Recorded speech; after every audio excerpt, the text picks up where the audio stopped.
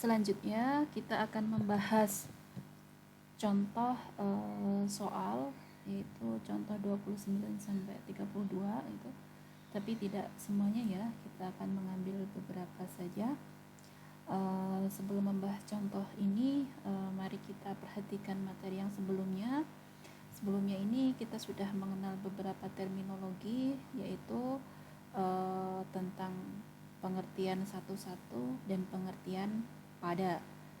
Yaitu selanjutnya ketika suatu f itu merupakan pemetaan atau transformasi yang satu-satu dan pada, maka f itu bisa invertible. Tuh. Oke, kita ingat kembali tentang satu-satu ya. Nah, kita punya suatu pemetaan di sini menghubungkan antara ruang vektor V dengan ruang vektor W gitu ya.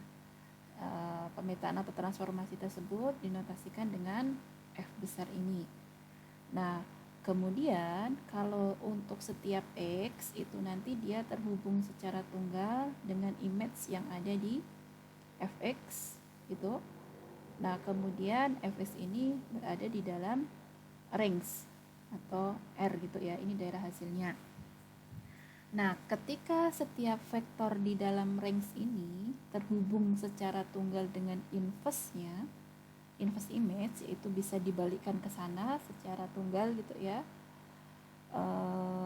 maka nanti kita bisa mengatakan bahwa F itu adalah satu-satu.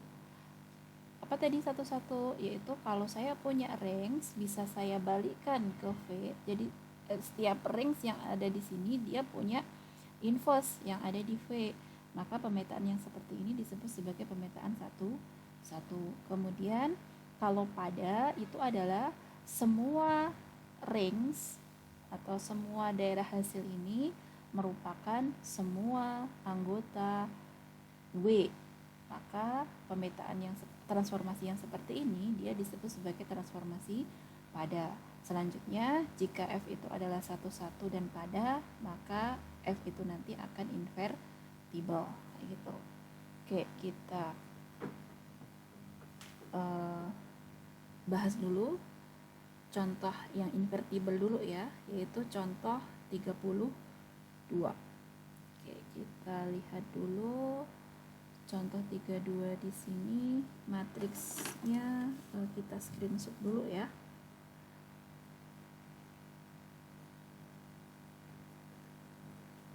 Oke, karena di sini tidak cukup, kita buka halaman baru untuk membahas soal itu. Oke, tadi kita di contoh tadi kita punya pemetaan atau transformasi ya. Transformasi yaitu F memetakan dari R3 ke R3 dengan matriksnya itu adalah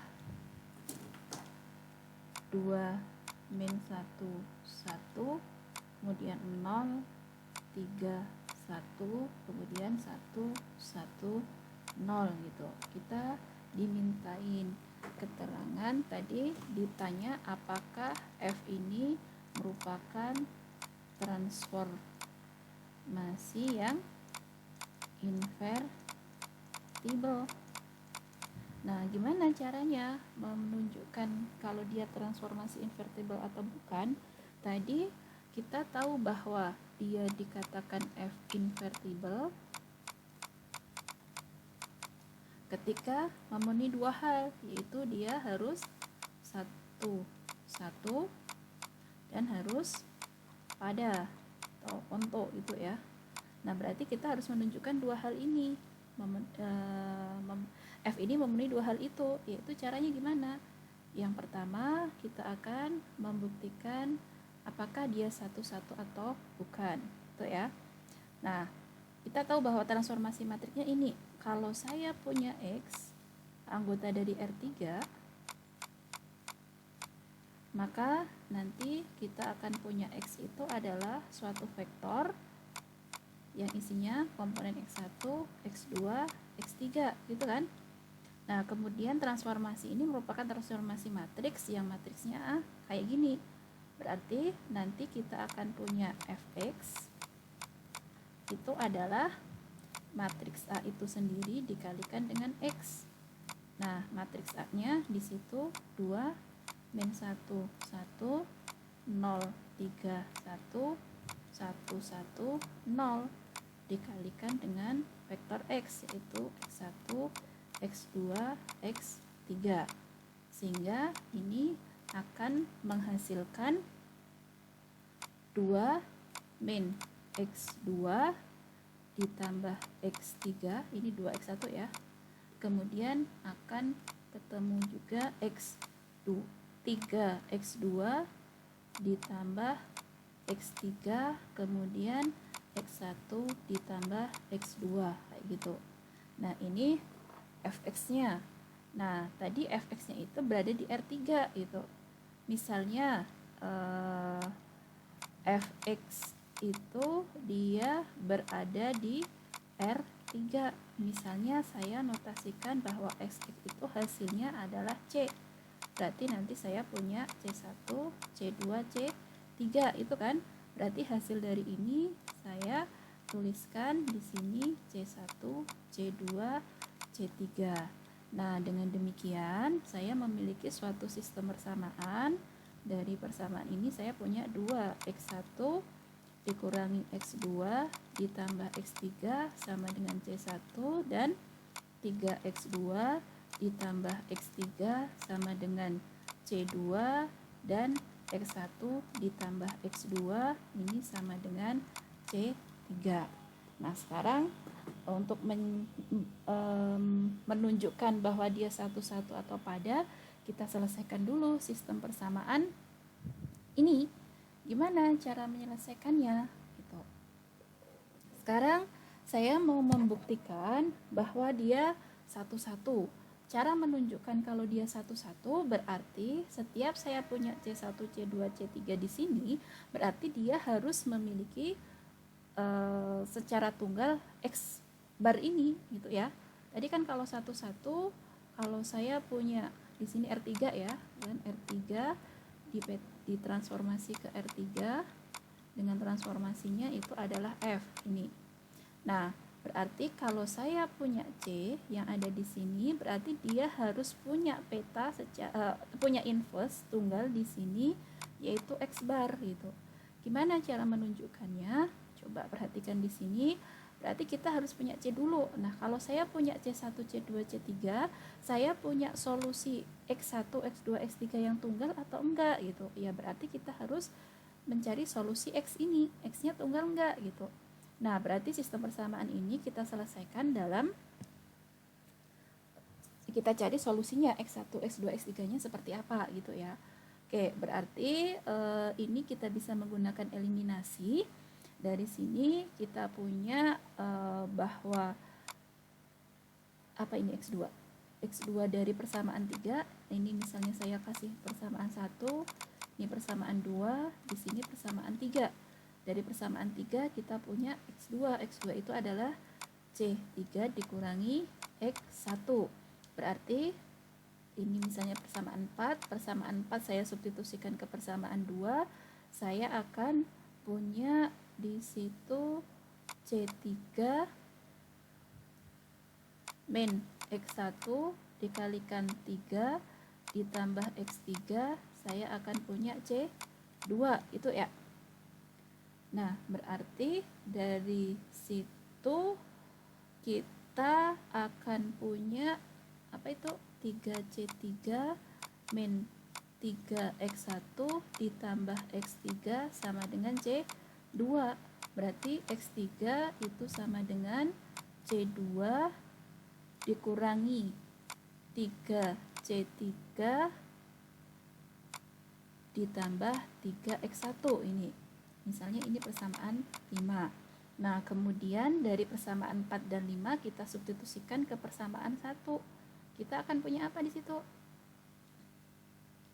Berarti 2X1 dikurangi X2. X2-nya itu berarti C3 min X1 ditambah dengan X3. X3-nya C2 min 3C3 plus 3X1 sama dengan C1. Nah, ini persamaan yang keenam kita selesaikan. Kita akan punya apa di sini? 2X1 min C3 plus X1 ditambah C2 min 3C3 plus 3X1 sama dengan C1. Oke, ini kita satukan. Ini ada 2X1 ditambah X1 3X1 ditambah ini jadi 6X1. Nah, di sini kita punya min C3, ini ada min C3, min berarti 4 ya. Di sini min 4 C3 ditambah C2 sama dengan C1. Berarti kita akan punya X1-nya itu sama dengan C1 min C2 plus 4C3 dibagi dengan 6. Tuh. Oke, kita punya, kalau tadi saya punya C1, C2, C3, saya pasti menghasilkan X1 gitu. Nah, X2-nya gimana? Ya, berarti tinggal substitusi ke sini nih, persamaan 4. Berarti dari situ kita punya X2-nya berapa di situ? X2-nya sama dengan C3 dikurangi dengan X1. X1-nya itu berarti C1 min C2 plus 4C3 dibagi dengan 6. Oh, saya juga akan dapat X2. Berarti dia X2-nya ada solusinya kan gitu. Oke, kemudian X3-nya gimana? X3-nya tadi ini. Ya, berarti nanti kita akan punya X3 itu sama dengan C2 min 3C3 ditambah 3X1. X1-nya itu yaitu C1 min C2 plus 4C3 per 6. Nah, ini artinya apa? Artinya berarti setiap saya punya hasil di sini tadi, pasti saya akan punya dengan tunggal X bar, punya inverse di sini, yaitu kayak ini tadi. Dengan demikian, karena setiap saya punya J, saya pasti punya dengan tunggal inverse-nya, maka kita bisa mengatakan bahwa F ini adalah 1, kayak gitu. Nah, kemudian tadi kita ditanyakan apakah dia invertible, padahal invertible tadi harus memenuhi 2 syarat, yaitu 1, dan pada. Sedangkan di sini dia baru 1, berarti kita harus menunjukkan pada. Kalau menunjukkan pada gimana? Berarti tadi pada itu adalah semua anggota dari range, kalau saya punya range di sini ya, daerah hasil itu sama saja dengan semua anggota dari R3 gitu. Nah, berarti kalau saya punya X bar di sini, saya petakan selalu menghasilkan semua anggota R3 di situ. Kayak gitu enggak gitu. Tadi pemetaannya kan ini, menghasilkan pemetaannya itu ini. Nah, artinya kalau saya ambil sembarang X bar yang ada di R3, dia pasti selalu menghasilkan C yang berada di R3 enggak gitu. Jadi semua anggota range-nya itu merupakan semua anggota R3 enggak gitu. Sekarang ambil sembarang aja di sini. Dia pasti menghasilkan C kan yang ada di R3. Berarti pemetaan ini merupakan pemetaan yang pada. Kenapa? Karena semua daerah hasilnya itu merupakan anggota dari R3 itu. Maka dari situ kita bisa mengatakan bahwa F ini adalah 1, dan pada. Dengan demikian kita bisa simpulkan F itu adalah invertible karena dia 1, dan pada. Seperti itu.